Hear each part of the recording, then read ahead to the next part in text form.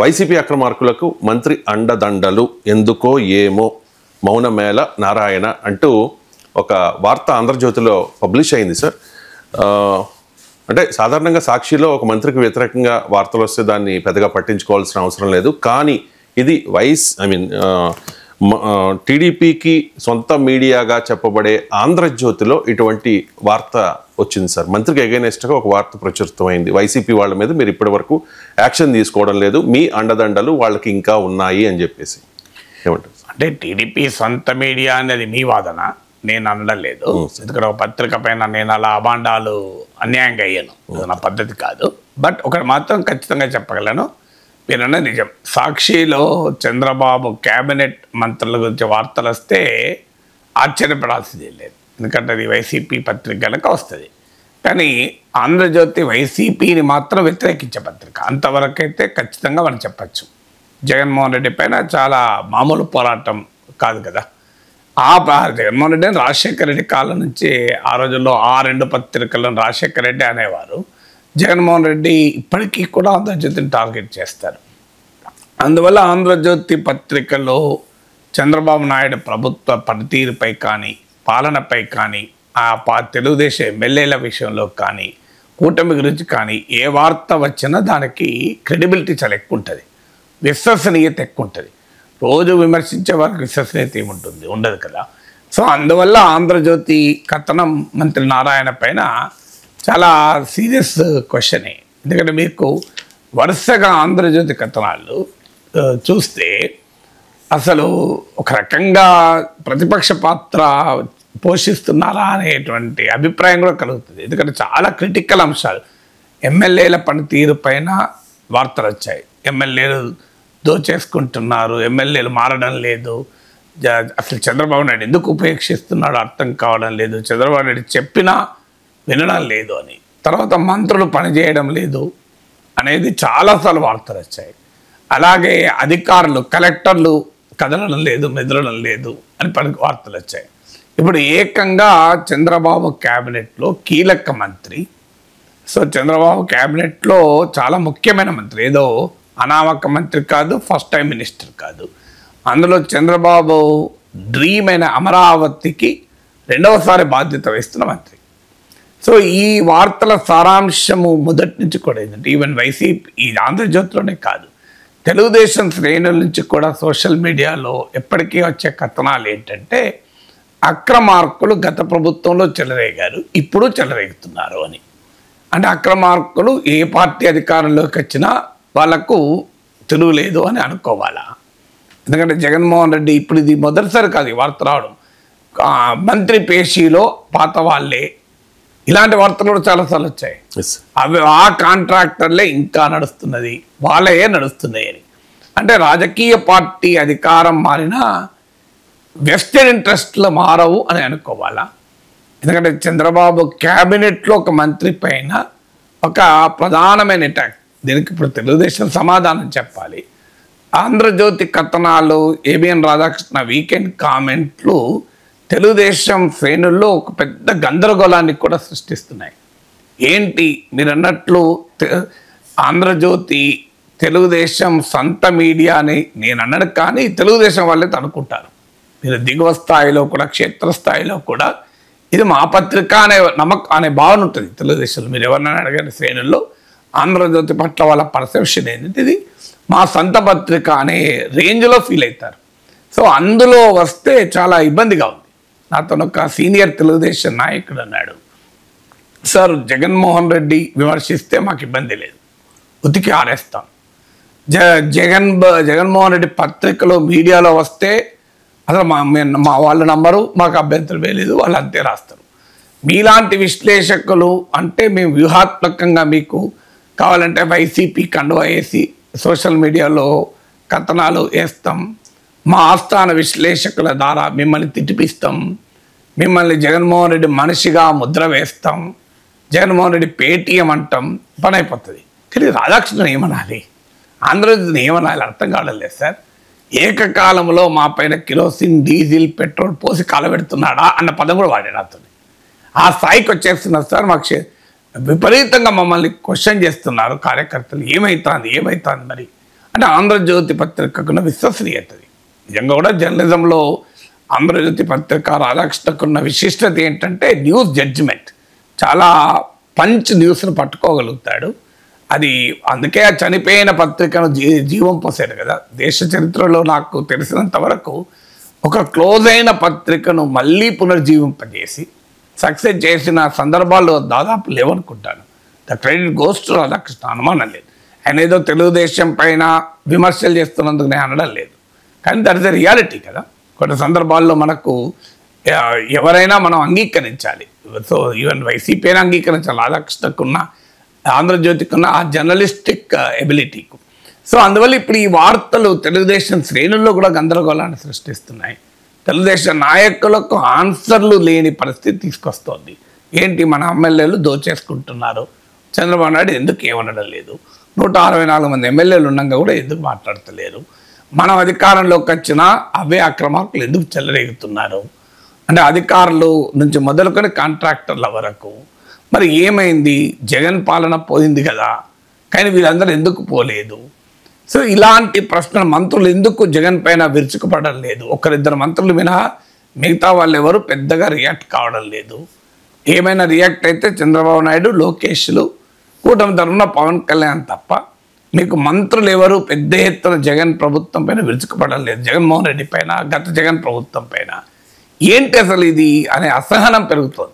స్థానికంగా వైసీపీ పాలనలో ఇబ్బంది పడ్డా తెలుగుదేశం శ్రేణులు అయితే ఇంకా అసహనం పెరుగుతుంది. వాళ్ళు ఊహించింది ఏంటంటే రెడ్ బుక్, రాజ్యాంగం విశ్వరూపం చూపెట్టి తమను 5 ఏళ్ల పాటు ఇబ్బంది పెట్టిన వారు భరతం పడతారని. కానీ అది కూడా జరగడం లేదు చాలా చోట్ల.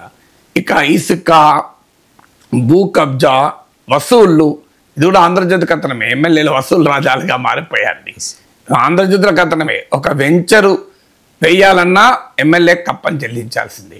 ఆఖరికి ఒక మున్సిపాలిటీలో మ్యూటేషన్ కావాలన్నా ఎమ్మెల్యేకి సంపాదించాల్సిందే. ఒక ఎవరైనా సొంత ఆస్తి అమ్ముకోవాలంటే సబ్ రిజిస్ట్రార్ ఆఫీస్లో రొటీన్గా రిజిస్ట్రేషన్ అయ్యడానికి కూడా ఎమ్మెల్యే కప్పని చెల్లించాల్సిందే. ఆంధ్రజ్యోతిలో అయితే కథనంతో ఉదాహరణతో సహా ఇచ్చింది. హైదరాబాద్లో ఉండే ఒక అతను చిత్తూరులో తన సొంత ఆస్తి అమ్ముకోవాలంటే ఒక్కసారి ఎమ్మెల్యే కలిసి రండి అని సబ్ రిజిస్ట్రార్ చెప్పాడని కూడా ఆంధ్రజ్యోతిలో వచ్చింది. ఇది కూడా ఆంధ్రజ్యోతిలో. అంటే ఆఖరికి రొటీన్ ఇప్పుడు మనం హైదరాబాద్లో అపార్ట్మెంట్ కొంటాం, మనం ఎవరికైనా కప్పని చెల్లిస్తామా? రొటీన్గా రిజిస్ట్రేషన్ అయిపోతుంది. రొటీన్గా రిజిస్ట్రేషన్లు కూడా షాప్ పెట్టాలన్నా ఎమ్మెల్యే కప్పని చెల్లించాల్సిందే. ఇంత భయంకరంగా అవినీతి విశ్వరూపం క్షేత్రస్థాయిలో చూస్తున్నాం. చంద్రబాబు నాయుడు పిలిచి మందలిస్తున్నా ఒక్క ఎమ్మెల్యే ఇంటలేడు, ఇష్టారాజ్యంగా వ్యవహరిస్తున్నారని.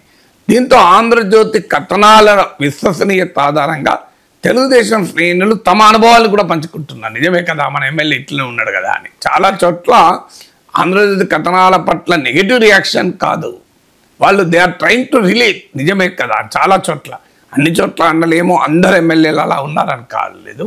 ఎక్కడైతే ఆంధ్రజ్యోతి కథనంలో పేర్కొన్న ఎమ్మెల్యేల అవినీతి తమ జీవిత అనుభవంగా కూడా ఉందో అక్కడ తెలుగుదేశం శ్రేణులు ఇంకా ఆందోళన చెందుతున్నాయి. కరెక్టే కదా, మన ఎమ్మెల్యే ఇలాగే చేస్తున్నాడు కదా అని వాళ్ళు కనెక్ట్ అవుతున్నారు, రిలేట్ అవుతున్నారు. ఇప్పటికీ చంద్రబాబు నాయుడు పైన వ్యతిరేకత లేదు నిజంగా చెప్పాలంటే. అది ఆంధ్రజ్యోతి కథనాల్లో కూడా చాలాసార్లు వచ్చింది. కానీ మంత్రులు, ఎమ్మెల్యేలు, అధికారులు అందరిపైన ఉంటే దుర్యోధనుడు పాండవుల పైన రాజీ లేకుండా పోరాడాడు. కానీ భీష్ముడు, ద్రోణుడు వీళ్ళందరూ హానెస్ట్గా పోరాడలే కదా. అందువల్లనే కదా మహాభారత యుద్ధంలో ఓడిపోయింది. అందువల్ల ఎప్పుడు కూడా నీకు అందరూ ఫెయిల్ అయితే, మీకు ఆ కలెక్టర్లు ఫెయిల్ అయ్యి, మంత్రులు ఫెయిల్ అయ్యి, ఎమ్మెల్యేలు ఫెయిల్ అయ్యి, మీరు అందరూ ఫెయిల్ అయితే మరి ముఖ్యమంత్రి ఎలా సక్సెస్ అవుతారు? అందువల్ల ఇప్పటికీ చంద్రబాబు నాయుడు పైన ఆ రకమైన పాజిటివ్ ఇమేజ్ ఉన్నమాట నిజం. ఎందుకంటే దానికి కూడా కారణం జగన్మోహన్ రెడ్డి 5 ఏళ్ల పాటు చేసిన వ్యవహారం. ఆయన ఇప్పుడు ఉదాహరణకు జగన్ను వ్యక్తిగతంగా అటాక్ చేస్తూ టీడీపీ వాళ్ళు ఎవరు అన్నారనుకోండి, సొసైటీలో వ్యతిరేక స్పందన ఎందుకు ఉంటుంది? చంద్రబాబు నాయుడు అంతకన్నా ఎక్కువ అవమానించాడు కదా. చంద్రబాబు నాయుడు ఇది కౌరవ సభ అని అని అని ప్రతిజ్ఞ వేసి వెళ్ళాడు కదా. సో అందువల్ల ఇక చంద్రబాబు నాయుడు ఏజ్లో తనకన్నా పెద్దవాడు, తండ్రి వయసుతో సమానుడైన 14 ఏళ్ల పాటు ముఖ్యమంత్రి ఉన్న ఒక రాజకీయ చరిత్ర ఉన్న నాయకుని పట్లని ప్రత్యర్థి అయినా ఆయనకు ఒక స్టేచర్ ఉంది. అలాంటి నాయకుడిని నువ్వు ఎలా అవమానించావో ప్రజలకు గుర్తులేదా? ఇలా చూడండి, జగన్మోహన్ రెడ్డి నాకు మాకు మైక్ ఇస్తలేరు, ప్రతిపక్ష హోదా ఇస్తలేంటే ఇవ్వడం ప్రజలు పట్టించుకుంటారా? ఎందుకంటే అంతకుముందు 23 మంది సభ్యులు ఉన్నారు, మీరు ప్రతిపక్షానికి ఏం గౌరవం ఇచ్చారు కనుక చిటికెత్తే ఆ ప్రతిపక్షం ఏదో హోదా పోతుంది అన్నది మర్చిపోయారు జనం. చంద్రబాబు నాయుడు లాంటి సీనియర్ నాయకుడు ప్రతిపక్ష నేతగా ఉంటే అవమానించిన తీరు ప్రజలు మర్చిపోలేదు కదా. అందుకే జగన్మోహన్ రెడ్డి ఎన్ని చేసినా ఆయనకు సింపతి రావడం లేదు ఇంకా. ఎందుకంటే మా తెలుగుదేశం మా వైసీపీ కార్యకర్తల్ని దాడులు చేస్తున్నారు, అన్యాయాలు చేస్తున్నారు, డిజిటల్ బుక్ అంటే మరి మీరు చేయలేదు మీరు అధికారంలో ఉన్నప్పుడు. మా సోషల్ మీడియా కార్యకర్తలు అరెస్ట్ చేస్తున్నారు, మరి మీరు అదే చేశారు కదా అధికారంలో ఉన్నప్పుడు. అందువల్ల ఇప్పుడు చంద్రబాబు ప్రభుత్వానికి ఒక రక్షణగా ఉన్నది ఏంటి అంటే జగన్మోహన్ రెడ్డి పట్ల ప్రజలకు వచ్చిన వ్యతిరేకత అది ఇంకా పూర్తిగా పోలేదు. అంటే ఇప్పటికీ జగన్మోహన్ రెడ్డి నేర్చుకోవడం కూడా లేదు. సో ఇవి తప్పులు జరిగాయి అని బహిరంగంగా అంగీకరించిన రెడీగా లేరు. ఎవరో సన్నిహితులతో అంటున్నారట చంద్రబాబు నాయుడు అరెస్ట్ చేసి తప్పు చేశామని. సో అరెస్ట్ చేసినకపోతే బాగుండేది, అది నెగటివ్ అయింది, కొన్ని తప్పులు జరిగాయని సన్నిహితుల దగ్గర ఒప్పుకుంటున్నాడు. కానీ బహిరంగంగా కోర్స్ కరెక్షన్ సిద్ధం కాలేదు. అందువల్ల ఇప్పటికీ Chandrababu Naidu strength Jaganmohan Reddy, Chandrababu Naidu strength Jaganmohan Reddy. So అది ఒక రకంగా ఇప్పుడు కనబడుతున్నటువంటి వ్యవహారం. సో అందువల్ల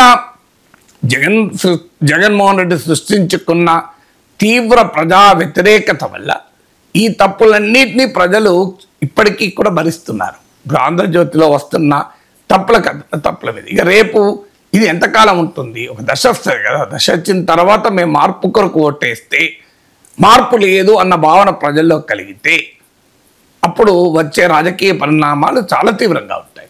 అదే ఇప్పుడు తెలుగుదేశం దిగువ శ్రేణుల్లో కలుగుతున్న ఆందోళన, మీరు ఎవరినన్నా తెలుగుదేశం నాయకులు నేను చాలామంది నాతో మాట్లాడుతుంటారు, మీరు అడగండి, వాళ్ళు ఆందోళన వ్యక్తం చేస్తున్నదే.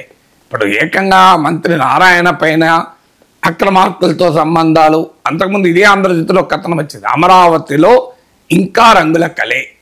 మీరు ఇదే ఆంధ్రజ్యోతిలో బ్యానర్ స్టోరీ, అమరావతి ఇంకా రంగుల కలే, రైతులకు ఇంకా ప్లాట్లు గ్రాఫిక్స్లోనే చూపెడుతున్నారు అని, అసలు అభివృద్ధి ప్లాట్లు ఎక్కడో తెలియదు అని.